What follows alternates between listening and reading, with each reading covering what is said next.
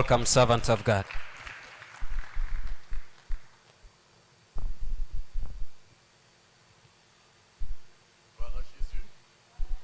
Cyubahiro ni cya Yesu. Alléluia. Hallelujah. Bonjour tout le monde. Mwaramutse mwese. Aide-moi à serrer la main de ton voisin. Nyemerera usuze mugenzi wawe muhe Et dis-lui ikiganza. bienvenue en présence du Seigneur. Umubwire ngo uhawe ikaze mu kubaho k'umwami Imana. Alléluia. Hallelujah. Alléluia. Qui est Hallelujah. content ce matin? Ese uranezerewe muri iki gitondo? Qui est content ce matin? Ninde unezerewe ngo abinyereke? Parce que c'est une matinée spéciale. Kuko ni igitondo cy'umugisha Et Dieu a udasanzwe. quelque chose pour chacun de nous ce matin. Kuko Imana hari ikikubikiye wowe ku giti cyawe muri Et iki pendant cette gitondo. conférence, Kandi muri iki giterane tu sortiras avec une bénédiction particulière. uzajyana umugisha wawe ku giti cyawe. Une bénédiction particulière Umugisha wawe ku giti cyawe kandi que tu wihariye. n'as jamais reçue. Utigeze uhabwa ubundi Dieu buzima va bwawe te bwose. visiter d'une manière particulière. Imana izakugendera ku buryo budasanzwe. Alléluia. Nous allons prier. Tugiye gusenga. Notre Dieu, notre Père, Dawe Mana yacu, merci pour ta parole urakoze qui kubw'ijambo va ryawe sortir riri pour busohoke accomplir ton dessein. kugira ngo ryuzuze umugambi wawe. Seigneur, que je disparaisse Mwami reka jyewe mbure et que tu apparaisses wowe ugaragare pour combler ton peuple kugira ngo wuzuze uhaze De ta wifuza parole. kw'abana bawe ijambo et ryawe donne-leur la révélation de cette parole. kandi ubahe noneho n'iyerekwa ry'iryo Que ton nom jambo. soit béni, Izina ryawe rihabwe que ton nom soit icyubahiro glorifié kandi rishyirwe au hejuru nom de mu Jésus-Christ. izina rya Yesu Et que Kristo. tout le monde dise Buri Amen. wese avuge ngo amen. Que tout le monde dise Bose Amen. hamwe ngo amen. Dans cette conférence Iki giterane où le Seigneur nous interpelle, aho Imana idusaba comme il a dit à Josué, nk'uko yabwiye Yosuwa, pourquoi baisses-tu ton visage? n'iki gituma ugwa wubamye? Pourquoi ta tête a été baissée? N'iki gituma ugwa wubamye? Il faut que tu te relèves. Birakwiye kuhaguruka. C'est la conférence du relèvement. Ni igiterane cyo kongera Tu dois kubyuka. relever ta tête. Ugomba kongera kubyutsa Dieu umutwe wawe. t'appelle. Imana Dieu iraguhamagarira. appelle l'Afrique. Imana irahamagarira Afurika Et quand on yose. parle de l'Afrique, Iyo tuvuze Afurika ce n'est pas la carte, ntabwo ari iriya mais karita, c'est toi, ariko ni c'est wowe, moi. ni Que njyewe. Dieu voudrait qu'on se lève. Imana ishaka ko Et duhaguruka le temps est venu. kandi igihe On ne kirasohoye doit pas marcher la tête baissée. aho tutagomba kugenda Le twubitse temps est umutwe. venu. Igihe On ne doit pas cyasohoye marcher avec la tristesse. aho tutagomba kugenda Le temps mu est mubabaro. venu. Igihe On ne doit kirageze plus gémir. aho tutazongera On doit kubabara. lever la tête. Tugomba kugenda La tête doit être duhagaze élevée. tukagenda twemye Parce que Christ a été élevé pour que toi et moi nous soyons élevés. kuko Kristo yazamuwe kugira ngo nawe nje nawe tuzamuke. Alléluia. Haleluya. Je vais nous inviter à lire un texte Hari icyanditswe tugiye gusoma dans le livre de Marc. muri Mariko, Marc chapitre 10. Mariko igice cya 10. Nous lirons à partir du verset 46 Turahera kuri 46 jusqu'au 53. tugeze kuri 53. Je vais lire en français et ma soeur bien-aimée va lire à Kinyarwanda. Arasoma mu gifaransa hanyuma ndi busome mu Ils kinyarwanda. arrivèrent à Jéricho et lorsque Jésus en sortit avec ses disciples, une assez grande foule, le fils de Timée, Bartimée, mendiant aveugle, était assis au bord du chemin. Il entendit que c'était Jésus de Nazareth et il se mit à crier, « Fils de David, Jésus, aie pitié de moi. » Plusieurs le reprenaient pour le faire taire, mais il criait beaucoup plus fort, « Fils de David, aie pitié de moi. » Jésus s'arrêta et dit, « Appelez-le. » Il appelait l'aveugle en lui disant, « Prends courage, lève-toi, il t'appelle. » L'aveugle jeta son manteau et se leva d'un bond, vint vers Jésus. Jésus prenait la parole, lui dit, « Que veux-tu que je te fasse? » « Rabouni, lui répondit l'aveugle, que je recouvre la vue. Jésus lui dit, « Va, ta foi t'a sauvé. » Aussitôt, il recouvra la vue et suivit Jésus dans le chemin. Nuko bagera i Yeriko, akiva i Yeriko n'abigishwa be n'abantu benshi, asanga umwana wa Timayo witwaga Barutimayo, umusezi w'impumyi yicaye iruhande rw'inzira yumvise ko Yesu w'i Nazareti ari uje aherako arataka cyane ati Yesu mwene Dawidi mbabarira. Abantu benshi baramucyaha ngo ahore, ariko arushaho gutaka ati mwene Dawidi mbabarira. Yesu arahagarara arababwira ati nimumuhamagare. Bahamagara impumyi barayibwira bati humura, haguruka araguhamagara. Nayo ita umwenda wayo irabaduka yegera Yesu. Yesu arayibaza ati urashaka ko nkugirira nte? Iyo mpumyi iramusubiza iti mwigisha, ndashaka guhumuka. Yesu arayibwira ati igendere, kwizera kwawe kuragukijije. Uwo mwanya aho arahumuka amukurikira mu nzira. Amen. Jésus est arrivé à Jéricho. Yesu yageze Yeriko. Et Jéricho est une ville que vous connaissez tous, kandi Yeriko n'umujyi twese dusoma, que les enfants d'Israël ont conquis. kandi abana ba Isirayeli bari barafashe uwo mujyi. Une ville qui était fermée et barricadée. kandi uwo mujyi wari warafunzwe n'ibikuta. Mais par la puissance de Dieu, kubw'imbaraga z'Imana les murs de Jéricho furent écroulés. ibyo bikuta by'Yeriko bikubitwa hasi. À l'époque d'Élisée, muri icyo gihe cya Elisha, la même ville de Jéricho uwo mujyi nyine wa Yeriko avait des eaux souillées wari ufite amazi arura qui yanduye. causaient la mort ayo mazi yaricaga et la stérilité. kandi agatera Et Dieu ubugumba. inspira le serviteur de Dieu Élisée hanyuma Imana igendera de umukozi prendre w'Imana du Eliya sel kugira ngo afate pour umunyu assainir hanyuma akize les eaux de Jéricho. ayo mazi y'Yeriko. Et ces eaux ne produisirent plus la mort ayo mazi ntiyongera kwica ni la ukuri, stérilité. ndetse ntiyongera gutera ubugumba. Et dans la même ville de Jéricho, hanyuma muri uwo mujyi wa c'est là Yeriko, où Jésus, notre Seigneur, vint. aho niho umwami wacu Yesu Il yagiye. arrive à Jéricho. ageze Yeriko, Et la Bible déclare, Bibiliya iravuga une grande foule le suivit. ngo yari akurikiwe Les n'abantu benshi. disciples étaient avec lui, intumwa bari kumwe, les curieux étaient avec lui, abantu batandukanye et ils bari étaient en kumwe, train de marcher. kandi bagenda. Dans cette foule, muri abo bantu il y avait des gens qui étaient là pour voir des miracles, hari abantu bari bahari biteguye d'autres qui ibitangaza, passaient le temps pour faire des commentaires inutiles. abandi bashaka kuvuga amagambo Même adafite les akamaro, contestataires étaient dans cette foule. ndetse n'abandi bakozi b'Imana Et bari dans barimo cette aho. foule, kandi muri abo il y bantu avait aussi un homme harimo umuntu particulier, umuntu wihariye, un homme différent des autres, utandukanye n'abandi un kure. homme qui avait une autre vision. umuntu washakaga La kubona. Bible l'appelle Bibiliya iramwita Bartimée. ngo yitwa Bartimayo. Moi, je ne sais pas quel est ton nom ce matin, ntabwo nzi izina bakwita iki mais moi, gitondo, mon nom c'est Benjamin. ariko jyewe nitwa Benjamini. Et dans la Bible, on nous parle de Bartimée. kandi ahangaha muri Bibiliya batubwira Parce que nous Bartimayo. sommes dans cette conférence. kubera ko nk'uko turi muri iki giterane, Chacun est venu rencontrer le Seigneur. buri wese yaje guhura n'Imana Il ye. y a une grande foule qui vient. hari abantu benshi Mais bazaza, Jésus veut rencontrer quelqu'un. ariko hari uwese ashaka Il veut guhura nawe. rencontrer une personne hari particulière. umuntu ku giti cye ashaka Une guhura personne nawe. qui s'est préparée. uwo muntu wamaze Une kubyitegurira, personne qui sait là où il va. uzi aho ari kujya, Une personne qui connaît uzi neza ce que Christ a préparé pour lui. icyo Kristo yamaze Dans kumutegurira. cette conférence, muri iki giterane, le paquet n'est pas pour tout le monde. ntabwo abantu bose Le bari paquet buhabwe est pour igitangaza. celui-là Igitangaza qui s'est préparé. nicyo witeguye. Le paquet est pour celui-là icyo gitangaza qui a une vision. nicyo umuntu ufite Le iyerekwa. paquet est pour celui-là icyo gitangaza qui ne veut plus rester la même personne. n'umuntu udashaka kuba Ce umuntu matin, uwo ari we. Iki Ce gitondo, matin, iki gitondo, je suis venu te dire, naje kukubwira ta vie ne restera plus jamais la même. ngo ntabwo uzongera kuba wa wundi. Ta situation ne va plus jamais demeurer. ubuzima bwawe ntibuzaguma uko Dieu buri. a un plan pour toi. Imana hari ikiguteganyirije. C'est pour cela qu'il t'a amené à cette conférence. niyo mpamvu waje muri iki Et giterane, à Jéricho, ni ukugira ngo uze uhagarariye ariko Jésus était là.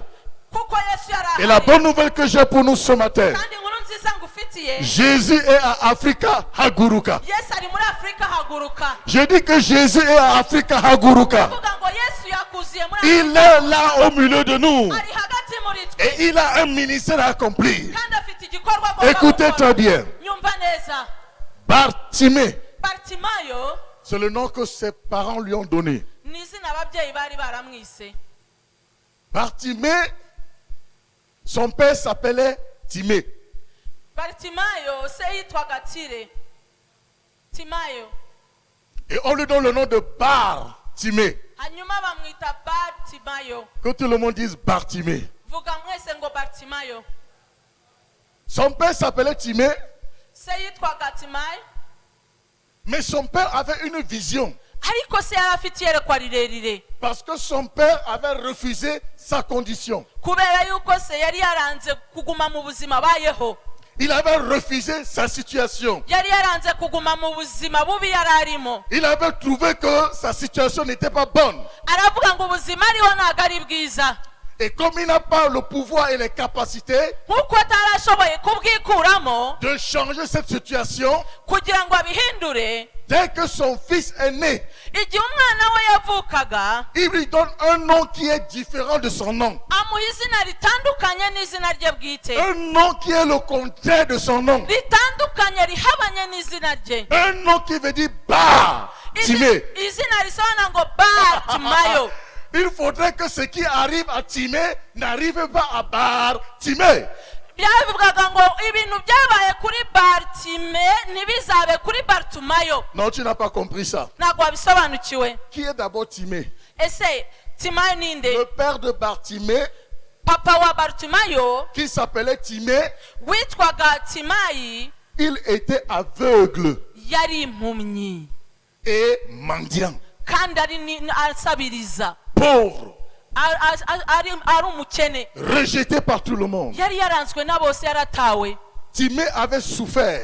Timayi yari yarababaye cyane. Et vous savez que ce sont les pères qui amassent pour les fils. Murabizi yuko ababyeyi ari bo bazana ibintu byose bakayorera abana. Tout ce que Timée avait comme héritage, Ibyo Timayi yari afite nk'umurage il devait léguer ça à son fils. yagombaga kubiraga umuhungu we. Et son fils Bartimée devait hériter tout ce que Timée, son père, possédait. Noneho uwo muhungu Bartimayo yagombaga guhabwa umurage w'ibyo se Timayi yari afite. Et tout ce que le père avait pour donner à son fils, c'était la mendicité et l'aveuglement. Ibice cyane yari afite yagombaga guha umwana we n'ugusabiriza n'ubuhumyi. Et la seule chose Ikintu qu'il cyonyine, avait comme richesse, c'était un manteau. ikintu yari afite cyonyine Et yari il mit iryo sur son kote. fils Bartimée le manteau de la mendicité. Ikintu yari afite cyonyine ni ikote, kandi ikote yamuhaye ni ikote ry'ugusabiriza. Mais quelque part, Ariko ahantu runaka, malgré qu'il a légué tout son héritage négatif à son fils, nubwo yamuhaye umurage mubi cyane uwo mwana we, il dit, fils, aramuga ngo mwana je wanjye, prie que tu ne sois pas comme moi. ndasenga kugira ngo utazaba nkanjye. Même comme tu es né aveugle Nubwo wavutse uri impumyi et que tu as nkanjye, hérité de la mendicité, de la pauvreté, kandi ukaragwa ubukene no reçois gusabiriza, le nom de Bartimée. akira izina rya Bartimayo. Parce que le père espérait que dans l'avenir, quelque chose peut se passer et la vie de son fils devait changer. Kuko yizeraga yuko hari igishobora gukoreka mu bihe bizaza umwana ubuzima bwe bugahinduka. Les parents qui sont là ce matin, Ariko abantu muri hano muri iki tout gitondo, dépend de ce que nous transmettons à nos enfants. ubuzima bwacu buterwa n'ibyo duha abana Si bacu. moi je n'ai pas été à l'école, Niba ntarigeze njya ku ishuri, j'encouragerai mon fils pour être à l'école. nzabwira umwana wanjye ngo uzige mwana wanjye. Bartimée connaissait ce que son père Timée lui avait dit. Bartimayo yari azi icyo umubyeyi we Timayo yari Un yaramubwiye. jour, tu ne seras pas comme moi, Aramubwira ngo umunsi umwe ntuzaba mais tu nkanjye, seras plus que moi. ariko uzanduta ndetse no kurushaho. Et Bartimée devait connaître quel est le jour de sa visitation. Kandi Bartimayo yagombaga gusobanukirwa akamenya igihe cye cyo kugendererwa. Aide-moi à dire à ton voisin, est-ce que tu connais le jour de ta visitation? Bwira mugenzi wawe ngo uzi umunsi wawe wo kugendererwa. Parce que dans cette conférence, Kuko muri iki giterane ça peut être ton jour de visitation. ushobora kuba umunsi wawe wo kugendererwa. Il faut discerner les temps et les saisons. Ugomba kumenya ibihe, hanyuma ukamenya n'iminsi. Bartimée s'est trouvé dans une ville qu'on appelle Jéricho. Bartimayo yari ari mu mujyi wa Yeriko, Et Jésus se trouvait à Jéricho kandi icyo gihe na Yesu yari ahari avec ses disciples. hamwe n'abigishwa Et be, une grande foule le suivait. n'abantu benshi cyane bamukurikiraga. Pendant que la foule suivait Jésus, Mu gihe abo bantu uruvunganzoka il y avait beaucoup de rwamukurikiraga, bruit. hari induru nyinshi. Mais Bartimée ne voyait pas. Ariko Bartimayo ntiyabonaga. Bartimée était aveugle. Yari impumyi. Et il est assis Yicaye au bord de ndetse la route, yicaye ku muhanda faisant son ministère de mendicité. akora umurimo wo gusabiriza. La mendicité n'est pas un ministère pour toi. Gusabiriza ntabwo ari umurimo Imana yakugeneye. On a toujours qualifié les Africains de mendiants. Igihe cyose bita Abanyafurika abasabiriza. C'est l'héritage que nous avons reçu. Uwo niwo murage twahawe. Tout ce qui peut se passer en Afrique, il faut qu'ils commandent. Ibintu byose biba muri Afrika biba bisaba ko hari umuntu ubiba inyuma. Et on dit que nous sommes des mendiants. Hanyuma bakatwita abasabiriza. Et pourtant l'Afrique regorge de grandes richesses. Nyamara Afrika ifite ubutunzi buhambaye. Bien que Bartimée était mendiant et aveugle, Nubwo Bartimayo yari impumyi kandi asabiriza, il n'avait pas que ceux qu'en lui avaient des capacités ntabwo yari abuze ubushobozi muri de la we transformation. bwo guhindura no guhinduka. En cette conférence, Muri iki giterane je refuse d'être un mendiant. njyewe nanze kuba umusabirizi. En cette conférence, Muri iki giterane je refuse de marcher la tête baissée.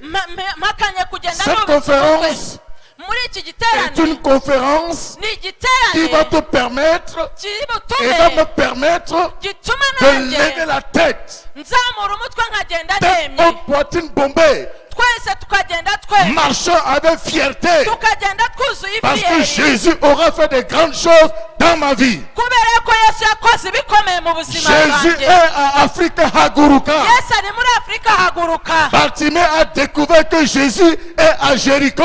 Bartimayo yasobanukiwe ko Yesu Et yageze il a Yeriko. dit Hanyuma ce aravuga que mon père m'avait dit, ngo nzi neza ibyo data qu'un jour yambwiye ta vie va changer. yuko umunsi umwe uzaba Tu ubuzima ne seras pas comme moi. ntazahora ameze gutya. J'entends des bruits. Ndumva induru, Il y a des bruits qui se font. hari induru ziri kugenda. Quelle est la cause de ces bruits-là? Ese niki gituma hari Bartimée uruvunganzoka? commença à chercher Atangira la kubaririza cause des bruits. impamvu Pourquoi y y'uruvunganzoka. a-t-il tant de bruits? Kubera iki hari urwo On n'a ruvunganzoka? jamais entendu de bruit Igihe yumvise urwo depuis le mois de ruvunganzoka janvier. atangira noneho Mais kubaza. qu'est-ce qui se passe à Zion Temple? Watangiye kumva hari Qu'est-ce qui induru se muri passe ijambo. au stade? Hari ikiri kuba. Pourquoi y a-t-il tant de bruit? Kuki hari induru Oh, cyane mes stade? frères! Mwene data Bartimée ne voyait rien. Bartimayo ntacyo Il ne yarebaga, pouvait pas s'imaginer ntabwo yashoboraga ce qui se gutekereza passait. ibiri kubaho. Voilà donc un passant qui passe. Umva noneho umugenzi Et il ugenda heurte le pied de Bartimée. noneho aramukandagira. Et parce que il a heurté le pied de Bartimée, Kubera yuko yamukandagiye Bartimée l'a akamusitaraho saisi. ahita amufata Il akaguru dit que toi, je ne te laisse pas passer. aramubwira ngo jye sinkurekura. Dis-moi qu'est-ce qui se passe là Wese dehors. n'ibiki biri kuba? Pourquoi y a-t-il tant de bruit? Kubera iki hari uruvunganzoka? Le passant lui dit, Uwo mugenzi ne aramubwira, sais-tu pas que c'est Jésus de Nazareth qui passe? ese ntabwo uzi ko ari Yesu w'i Nazareti uri kunyuraho? Jésus de Nazareth? Yesu w'i Nazareti? Qui est-il? Ese ninde uwo muntu Mais uvuga? tu ne sais pas. Ese ntabwo umuzi nawe? C'est celui qui fait marcher les paralytiques. Ni wa wundi ugenda uhagurutsa ibimuga? Celui qui fait entendre les sourds. Ni wa wundi utuma Celui abatumva qui ouvre bumva? les yeux des aveugles. Ni wa wundi uhumura Celui abahuye? qui guérit les malades. Ni wa wundi ukiza C'est abarwayi? lui qui est en train de passer. Uwo niwe uri kunyuraho none? Alors ne me dérange pas. Aramubwira ngo Laisse-moi aller wifuza suivre Jésus. reka ngende mushake.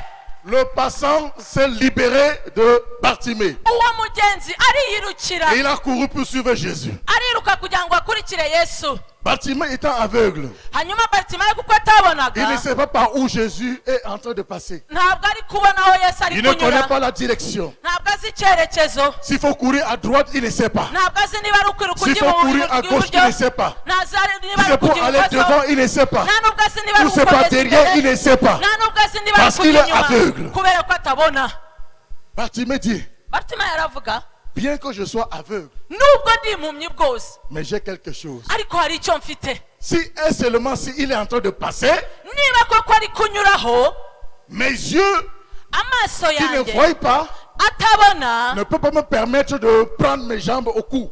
ariko kugira ngo mbashe guhaguruka Je ne peux niruke pas courir sinshobora kwiruka comme ce passant. nk'uko abo bantu bari kwiruka. Et une pensée vient dans son esprit. Ahita agira agatekerezo Et cette kirutse. pensée dit, Icyo gitekerezo tu as la kiramubwira voix. ngo ufite ijwi. Aide-moi à dire à ton voisin, tu as la voix. Bwira mugenzi wawe ngo ufite n'ijwi. Aide-moi à dire à ton voisin, tu as la voix. Bwira mugenzi wawe ngo ufite ijwi. Alléluia. Haleluya. Ce que nous les Africains, nous avons la voix. Twebwe abanyafurika icyo dufite La voix pour prier.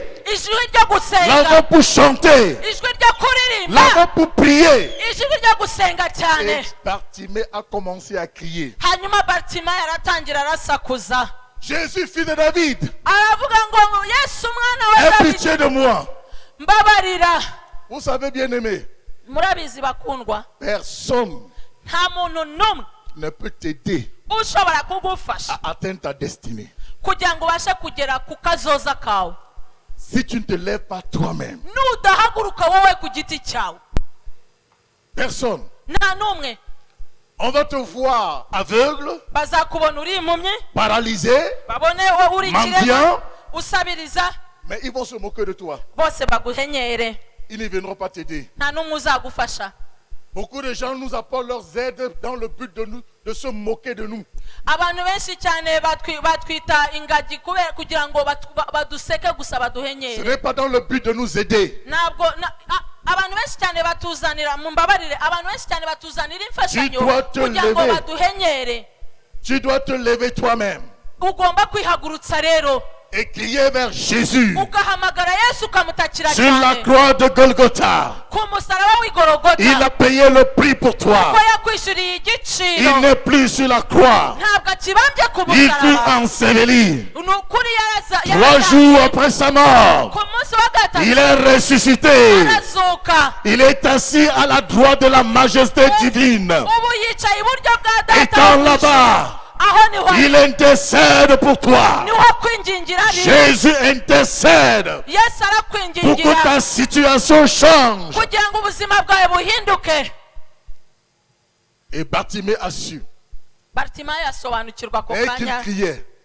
ko agomba kugutaka. Tout le monde vient lui dire, Abantu bose ah donc baramubwira tais-toi. bari ko ceceka. Tu vois comment je suis bien habillé? We nta nubwo C'est wambaye moi que neza. Jésus veut d'abord voir. Jewe nambaye neza ni njye Est-ce qu'il Yesu connaît agomba un type comme kubona. toi? Ni ndetse Ah, arakuzi reste là-bas wowe. derrière. Wowe guma hari inyuma. Aveugle. Wowe wa Moi, je muntu vais we. vers Jésus. Wowe ni ngiye gushaka Yesu. Bartimée ne s'est pas découragé. Bartimayo ntiyacika intege. Il a continué à crier. Arakomeza Il a arataka. continué à importuner. Arakomeza Il a arataka continué cyane. à faire des bruits. Ndetse avuza induru ikomeye. La voix de Bartimée seule Ijwi rya Bartimayo ryonyine a été la voix de la foule. niryo ryumvikanye kuruta ijwi ry'abantu bose bari aho. Lorsque ton temps de visitation arrive, Iyo igihe cyo kugenderwa cyawe kigeze, rien ne peut t'empêcher d'atteindre le but que Dieu a fixé pour toi. nta gishobora kuguhagarika ngo ugere ku cyo Imana yaguteganyirije. Quand Bartimée s'est mis à crier,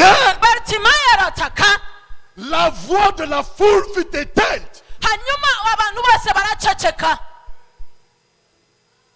Et Jésus entendit sa voix. Hanyuma Yesu yumva ijwi rye. Oh, ce matin je déclare, Mu iki gitondo Jésus ndavuze va entendre ta voix. ngo Yesu arakumva. Je ne sais pas dans quelle situation tu te trouves. Ntabwo nzi ibyo uri Depuis kunyuramo. longtemps tu t'es mis à crier. Umaze igihe kinini Tu as uhamagara. gêné. Tu as Wariyije. imploré Dieu. Urahamagara Mais Imana. dans cette conférence, Ariko muri iki ce giterane, matin, muri iki Jésus gitondo, va entendre ta voix. Imana irumva ijwi ryawe.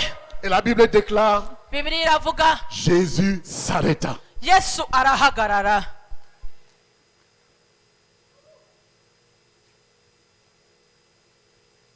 Nous ne sommes pas dans ce lieu pour rien. Ntabwo aha hantu tuhari ku busa. Il y en a qui pleurent depuis des années Hari abamaze imyaka n'imyaniko barira pour que l'Afrique se batakamba. lève. Bashaka guhaguruka. Il y a un père qui pleure pour son fils. Hari umubyeyi uri kurira umwana we. Il y a une mère qui pleure pour sa fille. Hari umubyeyi uri kurira umwana we w'umukobwa. Il voit que la situation va de mal en pire. Arabona ibintu birushaho kuba bibi. Mais je vais te dire ce Ariko matin, reka nkubwire iki ne gitondo. te décourage pas. Wicika intege. Ne te fatigue pas. Wiruha. Même s'il n'y a personne pour t'encourager. Nubwo nta muntu Même uhari s'il n'y a kugira ngo personne akuremo pour te umutima. soutenir. Nubwo nta muntu uhari kugira ngo Même s'il n'y a agufashe. personne pour te pousser en avant. avant. nubwo nta muntu uhari kugira ngo agusunike ukomeze Continue à crier vers le Seigneur. komeza utakiri umwami. Jésus est présent parmi nous. Yesu ari hagati muri Jésus twe. est présent parmi nous. Yesu ari hagati muri De la twe. même manière qu'il a écouté les cris de Bartimée, nk'uko Yesu yumvise kurira kwa il Bartimayo écoutera tes cris. ni nako azakumva. Beaucoup d'hommes de Dieu ont trimé dans leur ministère. hari abantu benshi cyane bataka barihira mu murimo w'Imana. Pendant des années, ils crient. imyaka n'imyaniko ukaburira Ils attendent que Dieu se manifeste ugategereza ko Imana yigaragaza et que le ministère explose, hanyuma umurimo wawe ukaguka que les choses changent ibintu bigahinduka et que les gens changent leur opinion en leur égard, ndetse abantu bagahindura uburyo bakubona que leur situation familiale change, ndetse n'ubuzima bwawe que leur bugahinduka situation financière change. n'amafaranga akaza. Pendant une année, ils continuent à prier. umwaka umwe ukarira 2 ans passent, ibiri igashira 3 ans, itatu igashira 4 ans, ine 5 ans, itanu 6 ans, itandatu 7 ans, irindwi 8 ans, umunani 9 ans, icyenda même 10 ans ndetse n'icumi de prière.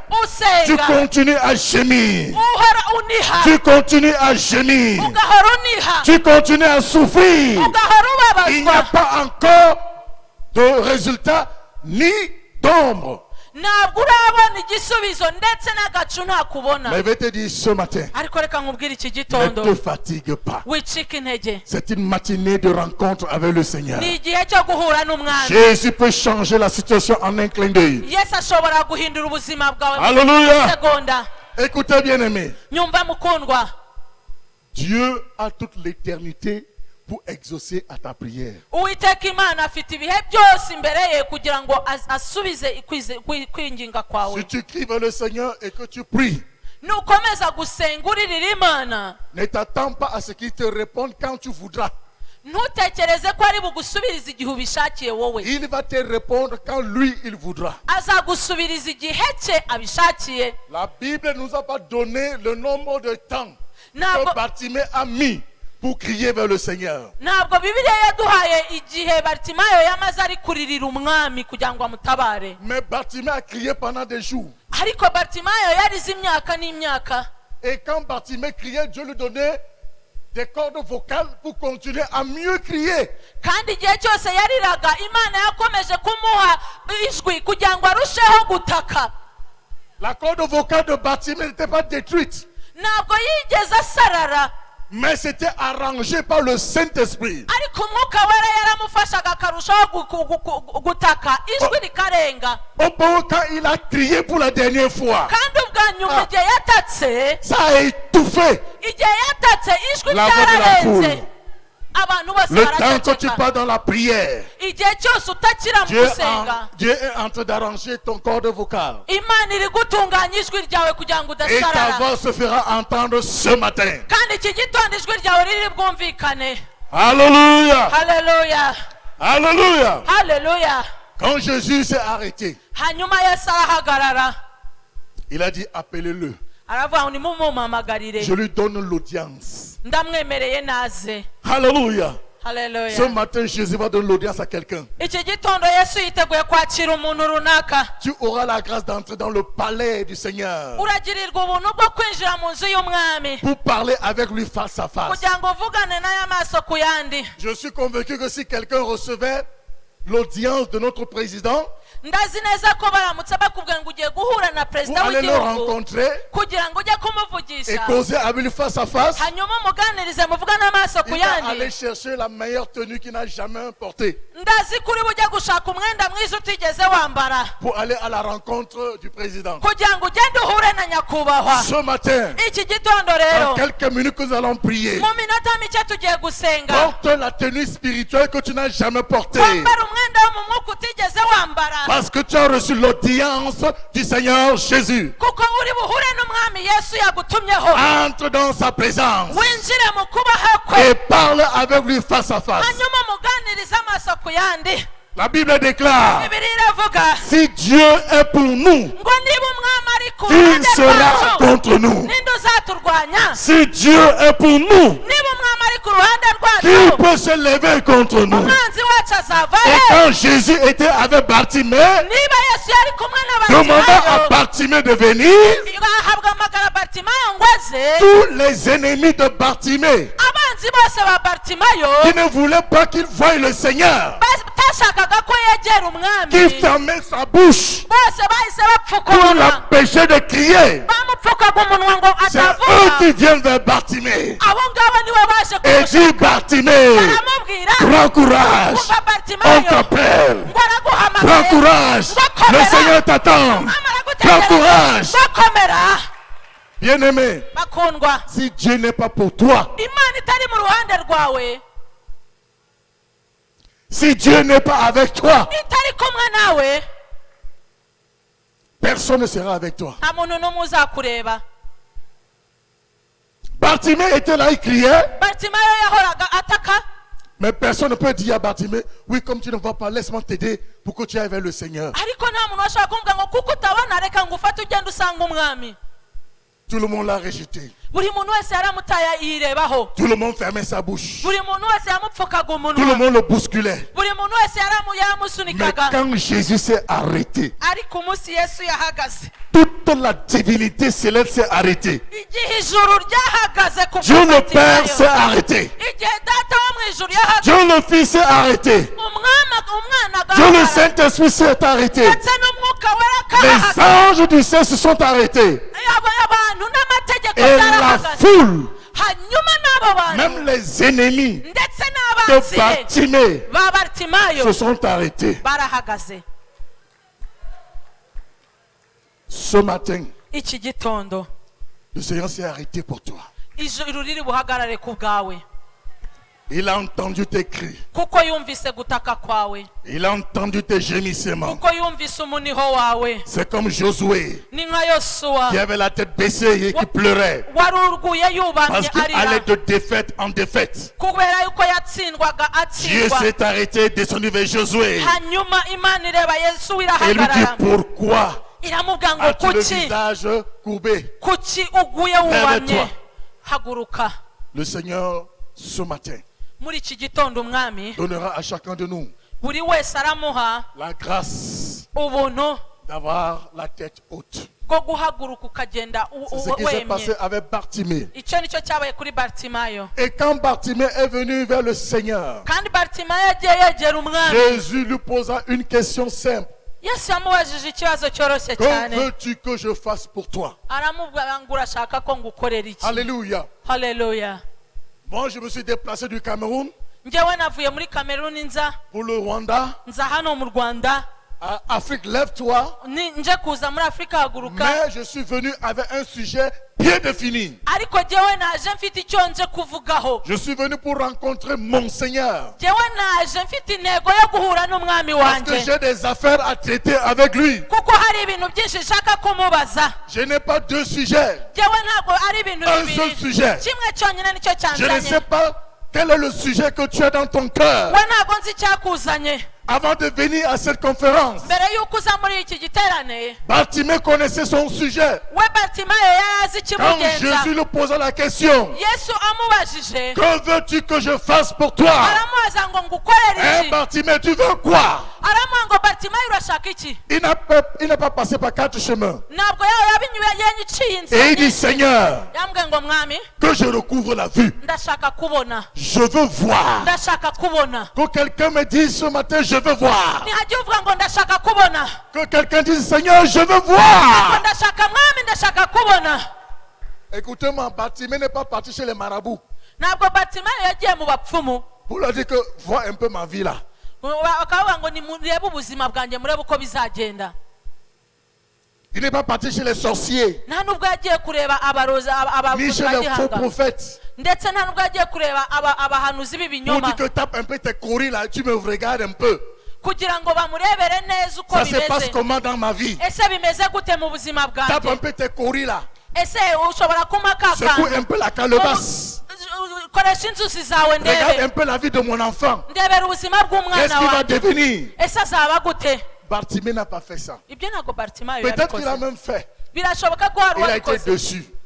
yenda yarabikoze ntibyacamo. Quand nous étions de l'autre côté, ajya ahandi hantu. Quand nous étions de l'autre côté, Birashoboka ko twabikoze igihe twari tukiri hariya quand nous étions des ntibyakunda. païens, Tukiri abapagani, quand Christ n'était pas en nous, igihe Kristo atari muri c'est ce twe, que nous faisions. ibyo nibyo twakoraga. Mais maintenant, Ariko uyu munsi l'audience nous a été donnée mwahawe ubushobozi d'entrer dans le sanctuaire du Seigneur bwo kwinjira mu kubaho et de k'umwami, causer avec lui face à face. hanyuma muvugane nawe amaso ku yandi. Il dit que je recouvre la vue. Aravuga ngo ndashaka kubona, Parce que si je vois, kuko nimbona je ne pourrai jamais mendier. ntabwo nzasubira gusabiriza. Si je vois, Nimbona je vais créer des choses. nzakora ibintu, Je suis capable de créer la richesse. nzakora ubutunzi, Je suis capable de faire les champs. mfite ubushobozi bwo Je suis guhinga, capable d'écrire les projets. mfite ubushobozi bwo kwandika Je suis imishinga, capable d'entrer à l'internet et faire des recherches. mfite ubushobozi bwo kujya kuri mudasobwa nkakora Mais je ne vois ubushakashatsi, pas. ariko simbona. Donne-moi seulement les yeux et tu Yabantabara verras. mbone gusa. Que quelqu'un dise, Seigneur, donne-moi les yeux. Vuga ngo mwami mpa kubona.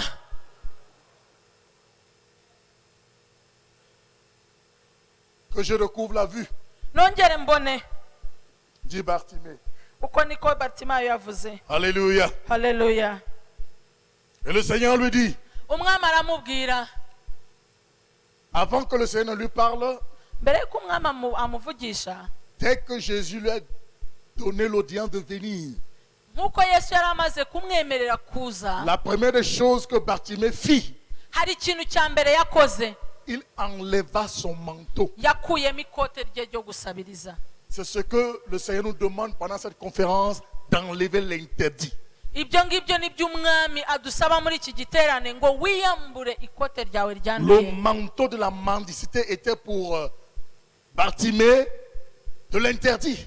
Iryo ikote ryo gusabiriza ryari irya Bartimayo kandi rimubuza kugira n'ahandi agera. On ne lui a pas demandé de l'enlever, mais il a reconnu que ce manteau la porte de malheur et il a passé toute sa vie à mendier.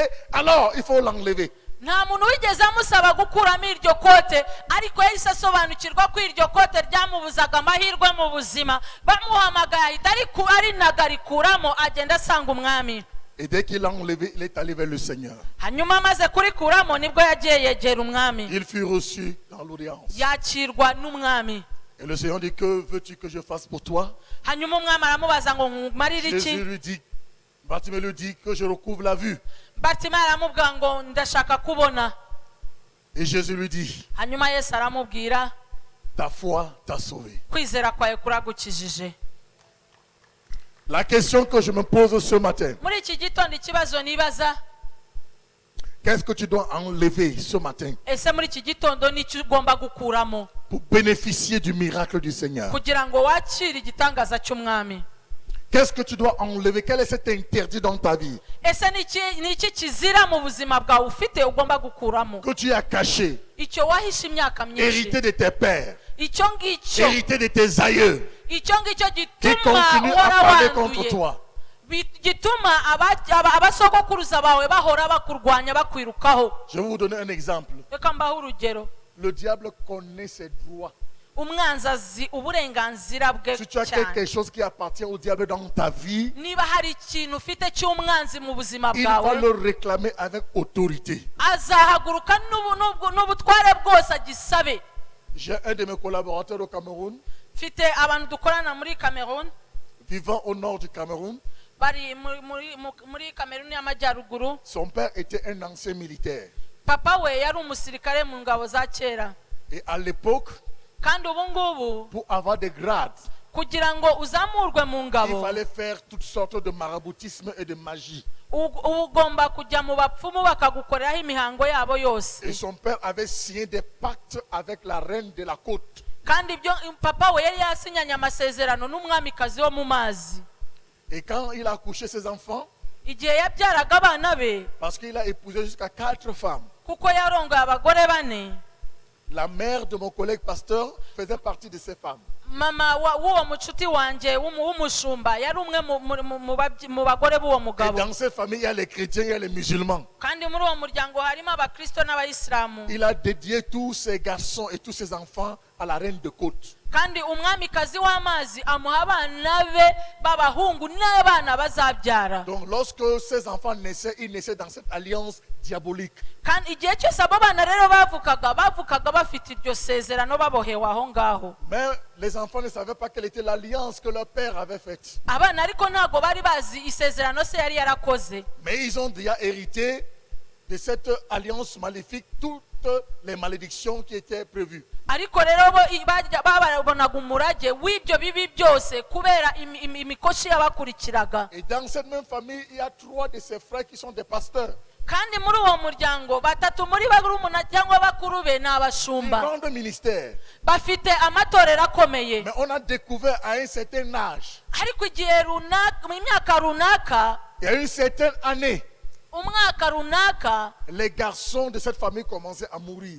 abahungu bo muri uwo muryango mu gihe runaka ku myaka runaka kandi umwaka runaka barapfaga. Une année, une personne meurt. umwaka umwe agapfa, L'année qui suit, l'autre meurt. ukurikiye agapfa, Ainsi de suite. gutyo bagakomeza Jusqu'à bapfa. ce que ça arrive autour de mon collègue. noneho kugera igihe uwo nshuti yanjye byamugezeho, Il avait une maladie. ararwara, Il est allé au Nigeria pour se faire opérer. ajya muri Nigeria kugira ngo Et bamubage. c'est là que la mort l'a eu. aho ngaho niho yaguye. Mais parce qu'il avait Jésus à côté, aho niyo yagombaga kugwa, ariko kuko yari afite Yesu iruhande rwe il est mort pendant 4 heures du temps. yamaze amasaha ane yapfuye. Et c'est là où le Seigneur lui révèle ce qui s'est passé dans sa famille. muri ayo masaha ane umwami amusobanurira ibiba mu Parce muryango qu'il y we, avait un hôtel, kubera ko bari bafite un igicaniro, interdit ikizira dans cette famille. muri uwo muryango. Et quand il est revenu agarutse mu buzima, au Cameroun, aje muri Kameruni, il est allé noneho directement rencontrer son père aragenda asanga papa we, et lui parler exactement ce qui s'est passé. amubwira ibyamubayeho. Et ils ont convoqué une réunion de famille. bahamagara umuryango wose. C'est là où le père a avoué l'alliance qu'il avait faite avec la reine de Côte. aho ngaho ni hose noneho yababwiye isezerano yari yarakoranye n'umwamikazi wo mu mazi. Ses frères qui étaient des pasteurs étaient obligés de se lever pour aller détruire cet hôtel qui parlait contre la famille. abo bavandimwe be bari abashumba nabo barahaguruka bajya kumenagura icyo gicaniro se yari yarashyizeho. Et quand cet hôtel était détruit, hanyuma rero icyo gicaniro kimenetse, les gens étaient libérés. abantu barabohoka. Mon collègue continue à vivre avec ses frères jusqu'aujourd'hui. uyu munsi bose baracyariho, Et on n'a pas entendu que quelqu'un est mort dans la famille. kandi ntawongeye gupfa mu muryango Ça fait déjà akenyutse. 7 ans aujourd'hui. hamaze imyaka 7 ubu ngubu. Le diable connaît ses droits. rero umwanzi azi neza Si uburenganzira tu as bwe. quelque chose pour le diable dans ta vie, niba hari ikizira ufite mu buzima bwawe, il va le réclamer. azagenda agishakisha Ce matin, gukurikira.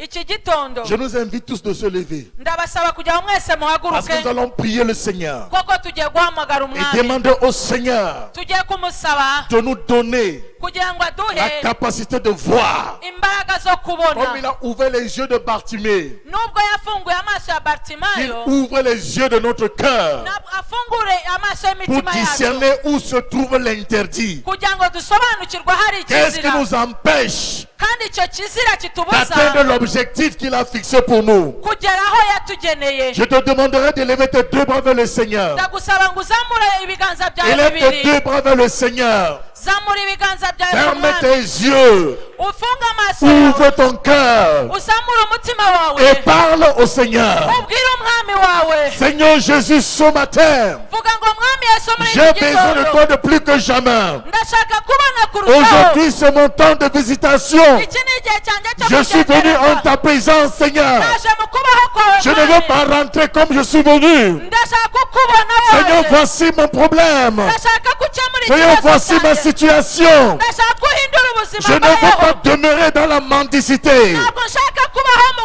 Je ne veux pas demeurer dans l'aveuglement. ntabwo nshaka kuguma mu buhumyi. Donne-moi de voir. mpambe ndushaho kubona, Donne-moi de voir. makurushaho kubona, Donne-moi de voir. makurushaho kubona, Donne-moi de voir. ndashaka kubona, Que je recouvre la vue. ndushaho kubona, Que mes enfants recouvrent la vue. abana banjye Au babone. nom de Jésus-Christ. izina rya Yesu. Élève ta voix, crie vers le Seigneur. zamura ijambo izindi Bartimée zawe. a crié vers le Seigneur. Bartimayo yahamagaye umwami, Il a crié. yaratatse, Il ne s'est pointu. arataka ntiyaceceka Malgré le découragement, nubwo bamucaga intege il a crié vers le Seigneur. ariko yarakomeje Jésus, aravuga ngo fils de David, Mungu wa Davidi aie pitié de moi. mbabarira Que ta prière monte. mbabarira Que ta prière monte mpindurira vers le amafaranga trône de grâce. kugira ngo En ngere cette mu bwawe. matinée, Wowe niwe bati dans le wavuze. nom de Jésus, mu buzima bwa que Yesu tout interdit, ibintu byose tout birahinduka interdit dans ta vie, kuraho ibizima mu hérité buzima par tes bwawe pères, ibyo byose soit ôté ce matin. bikurwaho muri iki Au gitondo nom de Jésus-Christ, mu izina rya Yesu tout interdit, ibizira byose tout interdit, ibizira byose tout point de contact ibibi byose avec le byakozwe monde des ténèbres imirimo qui y'umwijima te maintient dans la mendicité.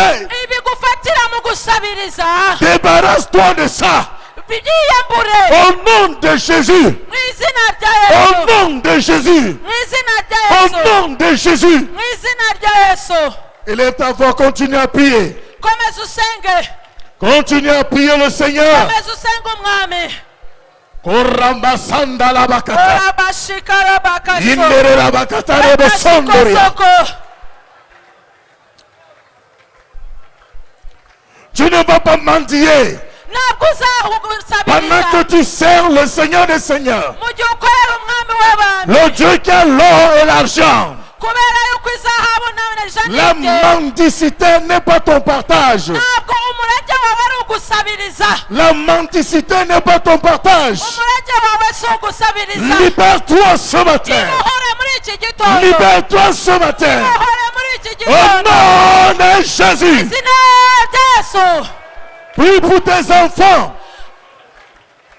Aucun de tes enfants. mu izina ry'abana bawe Aucun de tes enfants. urebe abana bawe Aucun de tes enfants nta n'umwe mu bana bawe ne mendiera. uzigera asabiriza Prie pour tes garçons. yaba usengera abahungu Prie bawe pour tes filles. usengera abakobwa bawe Élève-les à l'éternel. bose ubazamurire Prie uwiteka que Dieu les bénisse. usenge kugira ngo umwami Les abahe délivre de la mendicité amuhore mu gusabiriza et de l'aveuglement. kandi Au ababohore nom de Jésus. mu izina rya Yesu Priez. musenga Priez. senga Priez. senga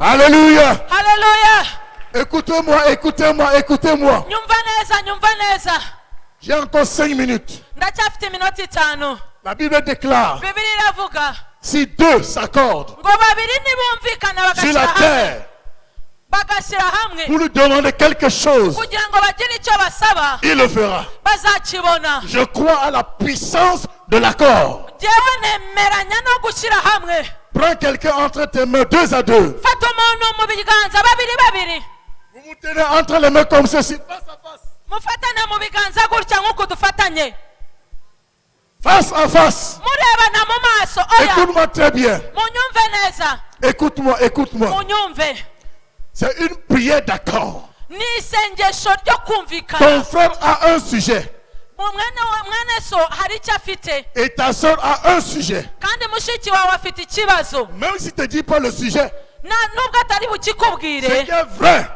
vous icy'ingenzi êtes en accord spirituel. ni uko muri kubyemeranyaho Le lieu qui nous renferme noneho uko nous kumvikana permet d'avoir l'accord spirituel. biratuma tugira kumvikana mu Tu mwuka vas élever ton frère au Seigneur. ugiye kuzamura mwene so mu mwami Tu pries pour ta soeur usengere mushiki wawe et ta soeur prie pour toi. nawe agusengere Tu pries pour ton frère usengere et mwene ton so frère prie pour na toi. mwene so Et agusengere demande à Dieu usaba imana qu'il ne ressorte pas de cette conférence kugira ngo ntasohoke muri iki sans giterane avoir accompli ton dessein. imana itamushubije Qui rentre de cette conférence changé, kugira ngo atahe yahindutse rwose transformé. ayakire Au nom de Jésus-Christ. mu izina rya Prie pour Yesu ton frère et que ton frère prie pour toi. sengera mwene so nawe mwene so agusengere Prie pour ta soeur musengere et que mushiki ta soeur wawe prie pour toi. nawe agusengere Élevons nos voix. zamura ijwi Priez.